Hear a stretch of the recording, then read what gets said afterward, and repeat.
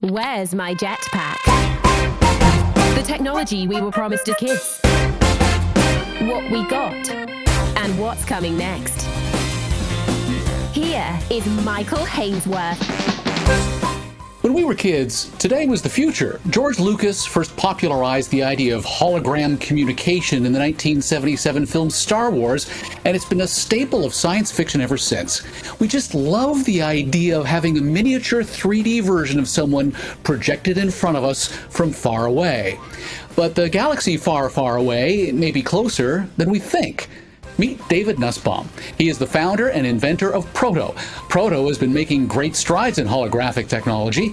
Its light boxes have graced the stages of award shows, are being used as alternatives to video conferencing by deep-pocketed Wall Street firms, and the medical industry is investigating using these one-to-one scale versions of us for telehealth. For a look at what we were promised, what we got, and what's coming next, we'll introduce you to David in a moment. Alexa was born when Jeff Bezos was watching Star Trek and asked himself why a voice-controlled AI hadn't already been invented. This Trekkie ran out and bought his first Alexa unit when Amazon announced a new wake word, computer. I, too, could be like Jean-Luc Picard? Today, Alexa devices are in almost every room of my smart home. She controls the lights, the locks, the thermostats. She keeps track of my grocery list and plays my favorite music throughout the house. And every morning delivers the weather forecast, the local news, and lists off my calendar entries for the day. But I don't use the computer wake word. Why not? Well, because Alexa would interrupt us at the dinner table every time we talked about computer troubles. Well, once those PC problems disappeared, I switched the wake word back to computer. And you know what? It was like a death in the family.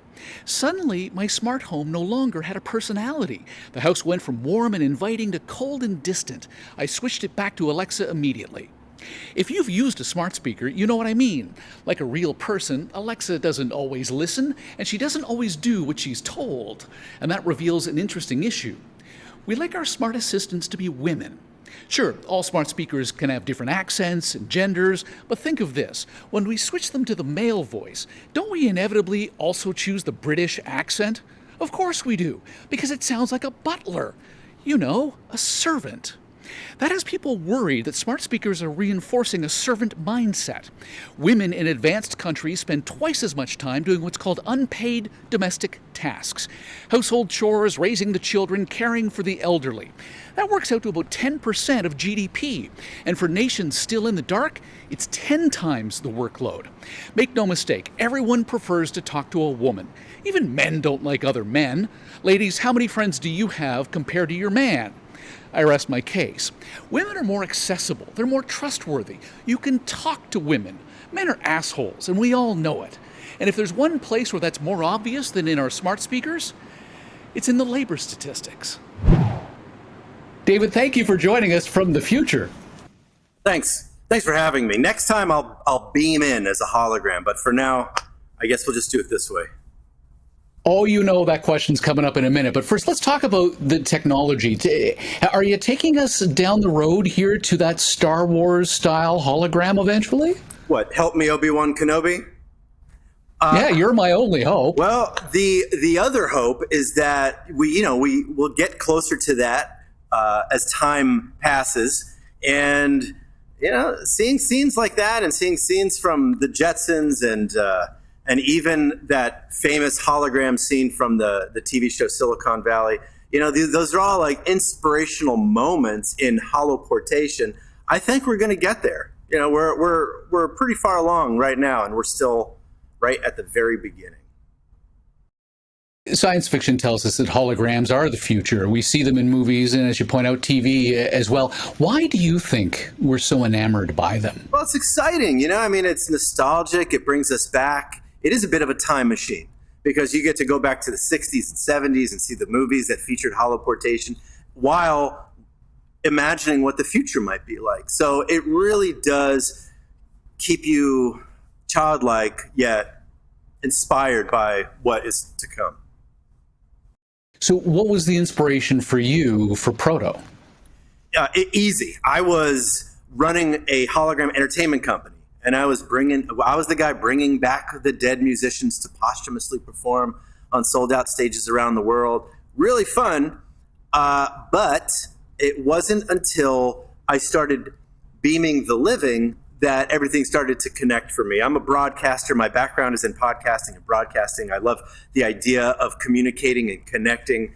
I've got young children here on the West Coast. I live in California. My parents are getting older. They're on the East Coast. And I thought, well, if we can beam people, if we could broadcast using our true selves and not just our voices and not just video, why not? Why not do it? Why not do Proto? And really, that's where the inspiration for beaming a person from one place to another in real time to easily communicate was formed. So then let's talk about what we've got today. Discuss the current state of the art. Proto has what looks like a vending machine-sized box in which the individual is projected. Is this true 3D? If I walk to the edge of the box, am I going to see the back pocket of your jeans?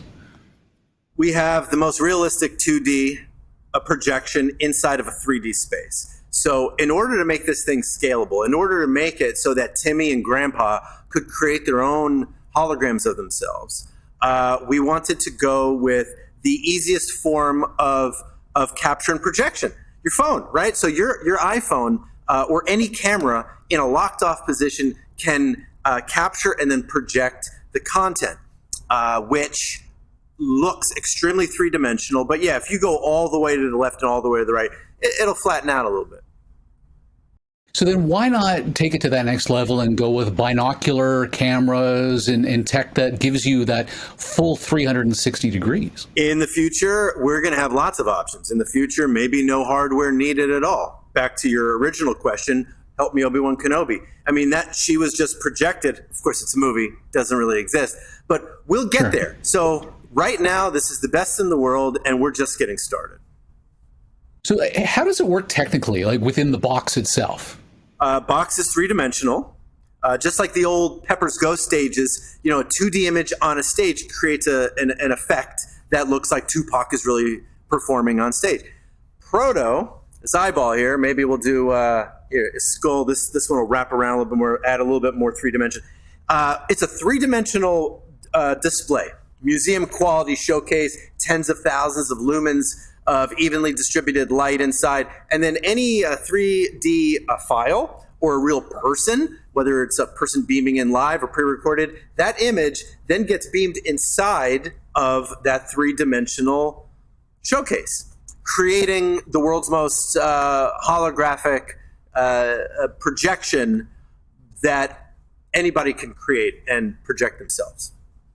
You say beamed. I go to the idea of it being like lasers or something. How is it actually creating that image that we're looking at? We use light. We use LCD technology. We use sensors. We've got a patented software that captures that takes the captured content. It feeds it through our software, and when it hits the hardware, it marries the hardware, the software, and the production process all together, creating the very extremely volumetric projection that gets displayed. So there's a piece of glass in front of that, and it's being projected onto the glass? There's a glass. So it looks like you're behind the panel of glass. There is about 1.5 feet of space between the front panel of glass and the back wall. I've built this one into a facade, but they come as standalone white, beautifully designed white display showcases. I put this behind a wall to show what retailers might want to see this thing look like. How much does it cost to beam someone into a room like this? It really depends on what the purpose of the beam is. If all the technology is in place on both ends, then it doesn't cost anything. It's like doing this call. It would be like you saying, what does it cost for us to do this podcast together? Okay, well, I need to buy the lighting. I need to buy the computer. You would need to have a computer. But once you have all that stuff in place, then it doesn't cost anything. It's just a matter of transmitting your scale, one-to-one volumetric digital clone of yourself from wherever to wherever, or into multiple locations. Okay, but I want to buy the box. So how much does it cost me to get a box? Okay, so we've got distributors globally. I've decided that I was going to stop blabbing about what we sell them for because I'll give you a range though. So we can rent them and we can sell them, we can lease them, and it will cost anywhere from thousands of dollars and up.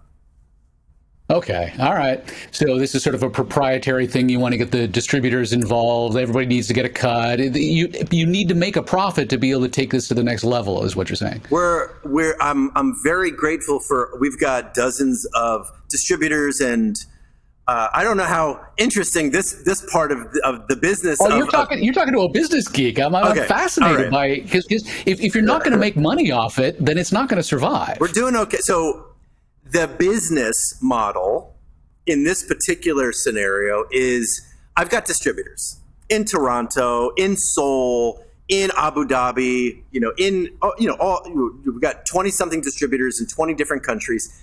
They have all their own individual sale prices. So I don't want to leave them hanging by giving a price where their price might be a little bit different, give or take. So, but look, it's very reasonable. I'd say it's for what you're getting. It's not just a projection machine, but it's a live teleporter. I mean, you can beam into multiple places, and then our retailers are using it for hologram information and concierge. Christie's is using it to beam tens of millions of dollars worth of artwork around the world. And like you mentioned earlier, hospitals and medical schools are using it to train future healthcare providers how to treat and diagnose their patients through not telehealth, but through Proto health, like full size.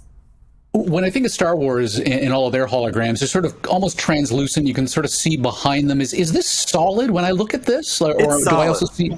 No, Wow. Look, I learned a lesson a long time ago that if you want to make it look like there's a really solid projection that would make most people believe that there's really a guy in the box, I'll put somebody on in the background so you can see what a real person really looks like in a moment. But all right.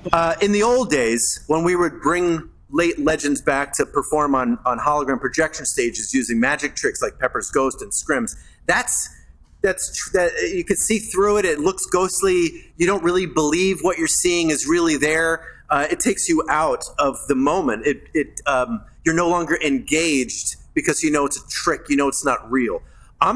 What we're doing is we're trying to make the person look like they're really there. So it's as solid and volumetric of a projection as you could possibly get. It's the best possible, holographic effect in the world. So the Wall Street Journal reports that the hologram industry will be $5.4 billion by 2024. The video conferencing market will be 4 times bigger than that in the same period, according to Global Market Insights. Are you aiming to replace Zoom here?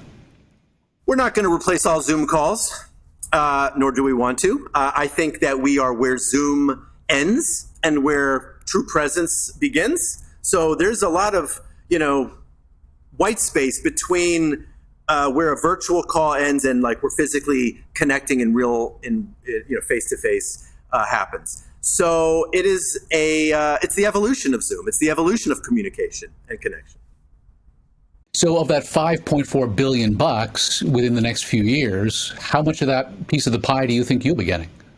So there is a significant amount that Proto should generate. I'm not going to give you a number, but we're not just a live communication platform, even though we're winning awards for telecommunications and video projection. We're also a playback of pre-recorded material. So I think we're also replacing a massive digital display for advertising and content in airports and in museums, malls, and other retail locations. Right. It makes me think of the film The Time Machine, where he goes into the far future and he's wandering through a museum and the artificial intelligence-based system keeps jumping from screen to screen to screen. Yes. It was a very inspirational moment for me. I saw that panel of glass with the actor behind it. Who played that? It was a Guy Pearce who was the main character. Yeah. But yeah, I know what you mean. It was a wonderful moment in movie history. I put that right up at the very top of what we can expect to see in the future. Right now, I mean, there is technology that, when married with what we're doing, AI and holograms and true presence of projection, I think we'll be a lot closer to that moment than you would otherwise believe. How many years? Give me a projection. 5 years. I'd say in the next 5 years, not only can you walk into a museum and an AI of maybe a recognizable person materializes before you. You can ask them any question like Alexa, but they would be very real, very engaging, very conversational, maybe even warm and emotional, and true connection. And then you would be able to use it for all types of things. You would say, hey, I've got a question about this. And then all of a sudden the AI pulls up the world and spins it around, and maybe you can gesture control it, Minority Report style, and it'll be very interactive that way. We're really pushing hard here at Proto. I don't know what other hologram companies are doing, or what other AI companies and other technology companies are doing. I just know what we're doing, and we're super focused on making the world a much easier place to connect. We're at the beginning of the fourth industrial revolution. Augmented reality and VR are expected to be a big part of that. What role will holograms play in that? Well, certainly with business to business, I see this is the way people will be commuting to work. We're already doing it. We've got a dozen or more Fortune 500 companies using our technology, putting them in their offices, beaming from place to place. We've got CEOs right now beaming to give keynotes in different parts of the world. If you can't be somewhere for if it's COVID or long after COVID is over, there's a lot of reasons why somebody can't be somewhere. And certainly nobody, at least for the foreseeable future, can't be in more than one place at a time.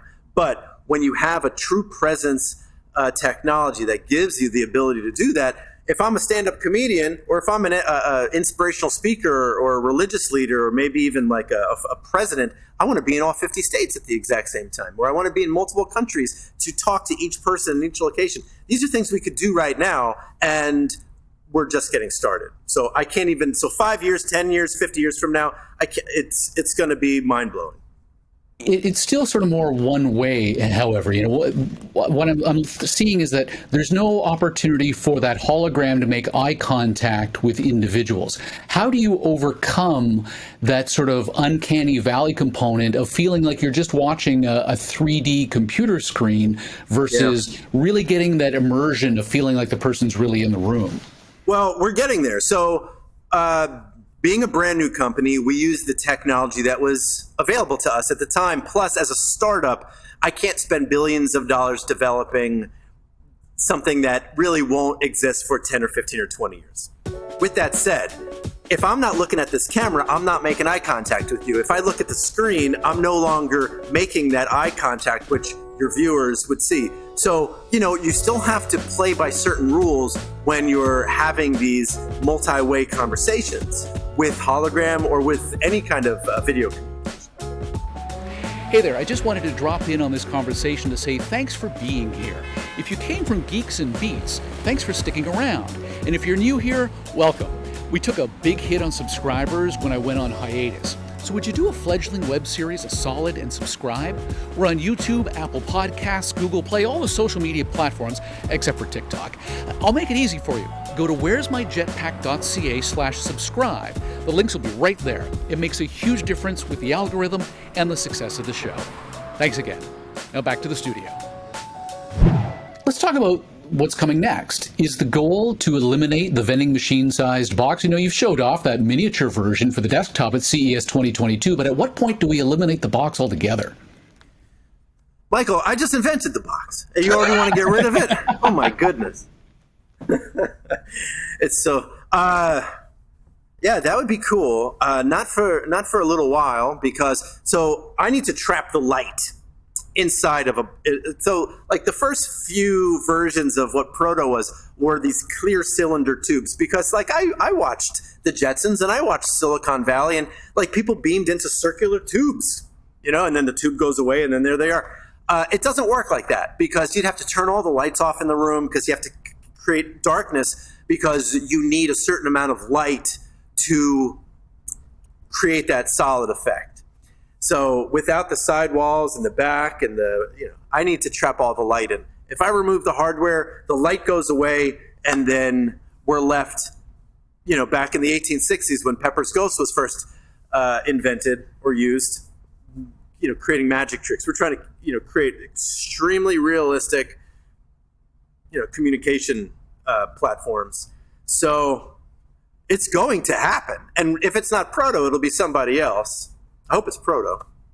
Well, so then what kind of technical breakthroughs are required to take Proto and hologram technology to that sort of boxless level? Well, we're spending a lot of time and money. Look, 85% of our engineers are software engineers, not hardware engineers. I mean, of course, we're going to keep developing the hardware and making it, do different things in different sizes, like, went from the big one to the small one. But our software is really what's going to help take this thing to the next level. Highest resolution, volumetric, real-time, lowest latency communication, no matter where you are in the world. There's always going to be a little something, even with us right now, just video communication with 720 low res. It is, there's always going to be a split second, a fraction of a second. We're getting to a place with our software and our CMS content management system and our encoders and decoders, we're getting to a place where you can apply the software and the ability to beam a real presence, a true presence of a person, a digital clone of a person, into not just a proto, what did you call it? A snack machine? Or a vending machine size box? A vending machine, yes. So we'll be able to apply this technology to all forms of digital projection capabilities. And then into the future, we'll have,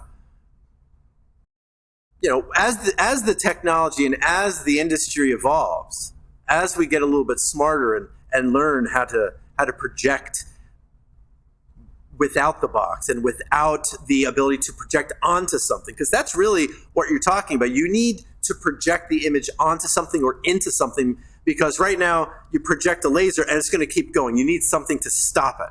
So we're getting there. And you know what?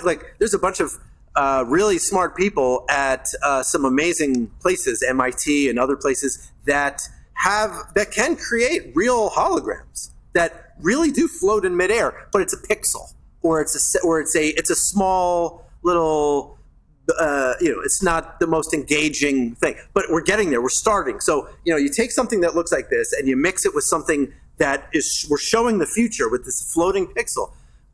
And it's just a matter of time. We're going to see you at CES 2023? Perhaps. CES 2022 was really great. It was last minute for us, and we almost didn't even go. We were partnered up with another company who last second had to bail on it because COVID was really spiking. And so, but as a holoportation company, as a holopresence company, I knew we had to be there. So we did our thing with the Today Show, and we beamed in the journalist who last second was physically unable to be there. So we beamed her in, and then I was already in Vegas with the CES with my crew. So we had a real-time communication through the power of holoportation. CES 2023 is looking very good because we've got some new products, services, and platforms to announce. Hopefully we win more awards. We took home 3 last year. And that's when you introduced sort of the desktop version of the device. Give me a sense of it. I want one of these things. How much does it cost me to put one on my desk? It's okay, so we're talking about a Wonka Vision sized version of the big, Proto Epic. It's incredible. Like a Star Wars action figure size person in my little box, right? It's like having a little Michael that you'd be 18 inches tall. See? But action figure size, but still volumetric in effect, engaging, but it turns from portrait to landscape, so you have a much wider 16:9, more. So now you could play all of your regular games. You could watch shows. You could watch Netflix. You could do all of your computing. How much, David? I want one. How much? I believe in the next 24 to 36 months, it'll be sub $1,000. But if you want one right now, we're selling them for about $5,000 and up. All right. So last question. Give me your prediction. How long until we get Princess Leia holograms? So how long before we can... Well, do you really want Princess Leia holograms? She was super glitchy and low resolution, and I mean, I didn't really believe what I was seeing. It looked... I think what we're producing right now looks a whole lot better. It didn't need a box, though. But you did need something to project it from. Right. I mean, you needed, what was that? R2-D2 was... I mean, that's... So how long before I can invent an R2-D2-like projector device that rolls in and projects? I don't know. But I'd say within our lifetimes, we'll have something very realistic that you could project images into space, into an open space, without projecting onto a physical, platform. I don't know, 20 years, 50 years. It's really tough for me to prognosticate about that. But I do know that it's coming because it's something that people want. And I knew that, like when I'm watching Star Trek or when I'm watching Silicon Valley or, the Back to the Future, I know that's what they promised us. Jetpacks, right? They promised us holograms, and I figured I was the guy to what's funny? I had this idea about 3 years ago. I drew my idea on a cocktail napkin, and I showed it to some of my friends, my former colleagues at the old hologram company, and some other futurists and some really smart people, and they said, we want to do that with you. I got to tell you, Michael, without them, my idea would have just been another idea on a cocktail napkin, which I'm sure there are millions of amazing ideas that never went anywhere. I'm so grateful. I've got the greatest team in the world.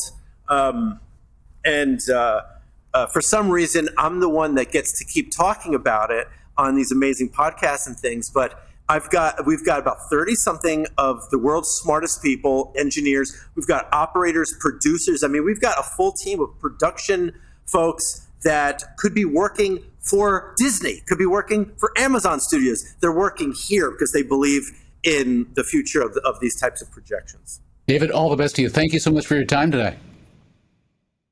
Have me back. Have me back as a hologram. Where's My Jetpack is not available in all timelines. Watch Where's My Jetpack on YouTube or subscribe wherever fine podcasts are found. Follow us on Twitter and Instagram and learn more about today's topic with insightful articles by Amber Healy or by visiting where'smyjetpack.ca.